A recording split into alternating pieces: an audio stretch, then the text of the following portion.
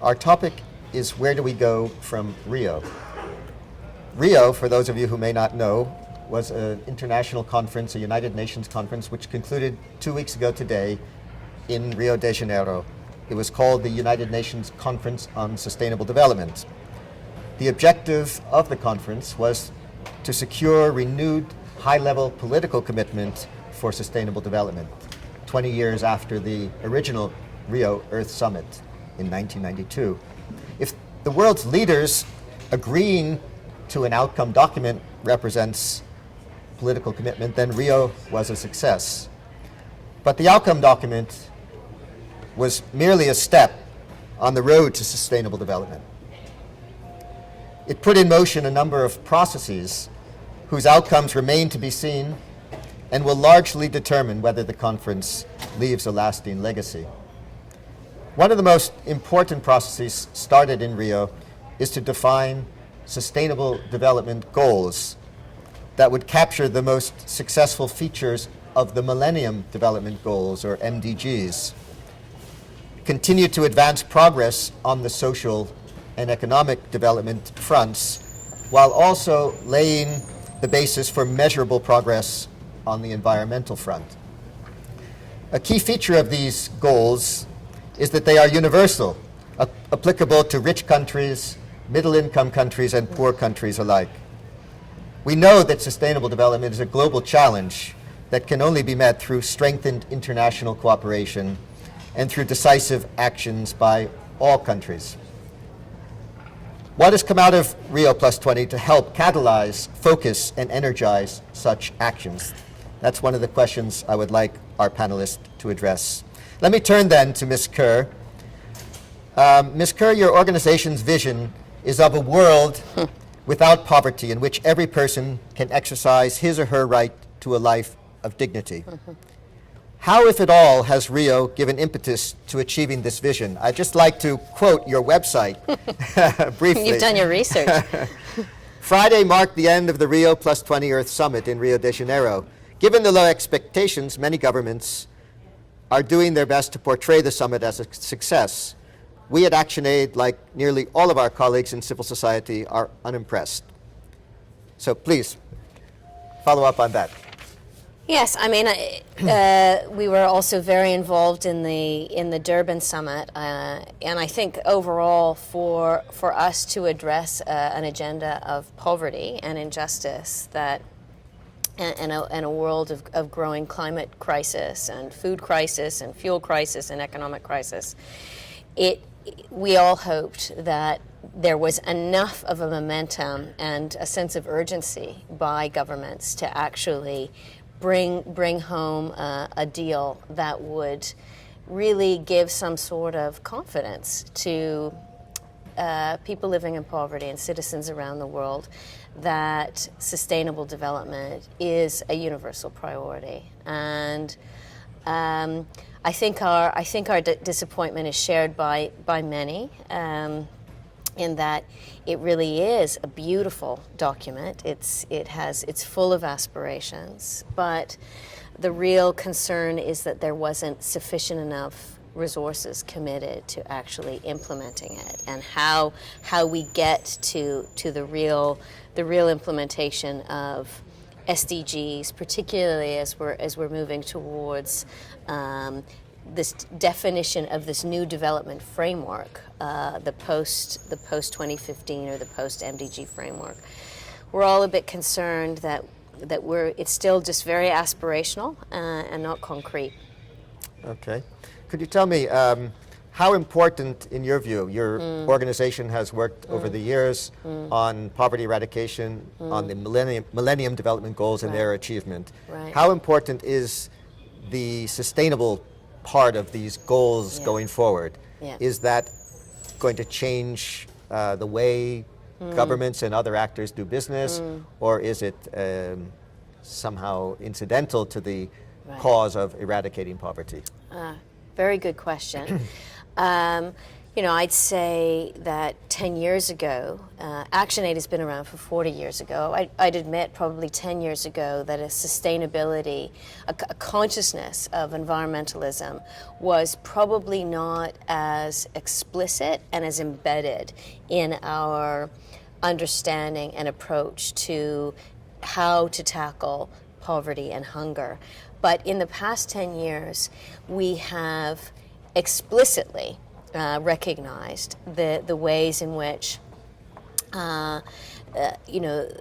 climate change is really deepening the impact of food crisis. Right now we're working in East Africa, Senegal and Gambia. We're trying to address those particular climate crises right now, and the ways in which erratic weather is fundamentally changing people's agriculture. And for smallholder farmers, female farmers, the predictability for them, or the lack of predictability in which they can grow food, is directly linked to actually increasing hunger in their communities. So for us, we now can't separate out climate change from tackling poverty and tackling hunger or tackling food security. For us, they are one of the same. And it was interesting, in this past year, we actually brought this caravan. We supported a caravan of activists and people from rural communities that started in Burundi, and it made its way all the way down to Durban, actually, and went through all these villages through 13 countries. And there wasn't necessarily an exact translation for climate or what it means to think about sustainability, but everybody could talk about what they were experiencing, and how the fact that we have to protect our environment, we have to find other ways to sustain our lives, whether it's through agroecology, organic farming, building resilience in communities to tackle much more volatility of weather. And so while there wasn't necessarily a direct translation, everybody, it was very, very conscious of it. So for us, we can't actually take on our goal of a life of dignity and without poverty without explicitly addressing the impacts of climate change and building a sustainable development model collectively. Thanks. Well, it's encouraging to see that local communities in Africa and elsewhere are beginning to develop the resilience to adapt to climate change. But of course, we're just at the beginning of what could be very dramatic changes. Absolutely. If we don't take more decisive action to reduce emissions. And do you see that happening anytime soon? And if it's not going to happen with government leadership, do you think that there is the hope that local communities organizing themselves and businesses, other actors can actually do enough on their own without leadership from governments? We're in a very interesting moment where it's the amount of economic volatility we're seeing, particularly in U.S. and in Europe, is also being matched with the kind of political volatility. So many elections happening around the world.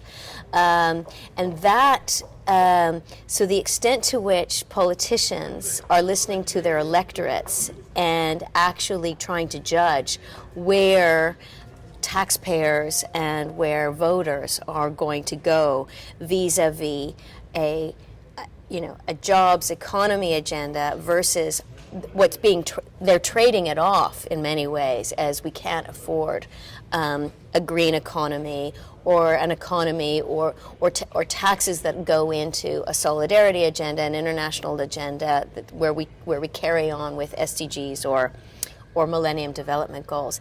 And I think that's a false trade-off that a lot of politicians are putting in front of people, because I think, if you look at a lot of domestic polls, if you look at the ways in which people actually understand the ways in which the world is changing dramatically, we actually do need to address it urgently.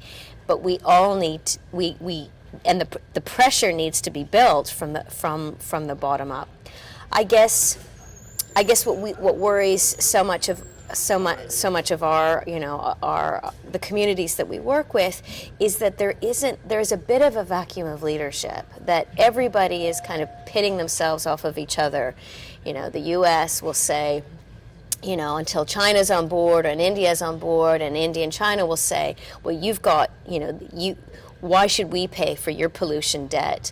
We're industrializing now, surely we can pollute, or you pay your pollution debt. And so I think most citizens are rather disappointed that there's not more leadership to be able to transcend, to say, we're all in this together. There's only one planet. In fact, there are resource limits of which all of our economies are built upon. Eventually, we are going to fall off of the cliff. And so, will it come from people? It will inevitably. Will we get through a lot of these elections on this agenda versus jobs? I think jobs is going to win, because very often the discourse around kind of self-interest and protectionism comes through. But I think it's going to get worse before it's going to get better, and then we're actually going to have to address this problem, because everyone's going to feel it. Everyone's going to feel their weather change and actually realize that something very serious is happening to our planet. You mentioned earlier green economy. That was one of the themes of the Rio conference, as you know. It was a very controversial theme, and indeed many non-governmental organizations took a very skeptical view of this. How do you, in your organization, approach this idea of a green economy, and is it an idea around which the private sector can rally, and what will be needed in order for a green economy to actually produce the results that you're looking for to address the big challenges like climate change, and how to ensure that it's an inclusive approach that also addresses the vulnerabilities and the needs of the poor, of well, that is the question, isn't it? That is the question. That's probably what your job you have to deal with on probably that's the majority of what you're having to think about. Many of us participating in Rio were concerned about that broad definition of green economy. I think for us, it really would be a green economy would be something that is truly sustainable, that is also delivering on equality and human rights. Now, the role of the private sector is a very interesting question for all of us. And there is, in many instances, a convergence between what, say, the public sector, the nonprofit sector, and the private sector is trying to do in terms of advancing, say, the green economy. And I don't want to diminish any of the great things that many companies are doing. But there is a difference between, say, what big corporate actors are doing and then, say, small businesses, and the extent to which we are encouraging small national domestic economies to flourish in a green way, vis-a-vis some of the greenwashing that actually happens, where big companies are trying to brand themselves, align themselves with the agenda, but actually their own practices are undermining this. One example I can give you, which I think is a bit of a concern, is biofuels has been perceived as a big response to the current climate crisis, and so the EU wants to ensure that 10% of the fuels on the roads in Europe are actually the cars of the roads in Europe are going to be driven with 10% of biofuels. So there's huge amounts of subsidies that are going into the production of biofuels. And what we've seen on two fronts. One is that actually when biofuels are being grown in a lot of developing countries, it's actually by expropriating a lot of poor people off of their land to grow food. So there's actually this trade-off that's happening between biofuels and food. But what's even more disturbing now is the research that we're seeing that actually biofuels are increasing carbon emissions, not decreasing. So again, this whole issue of the green economy, how do you build a development model that is sustainable, that is inclusive, that is actually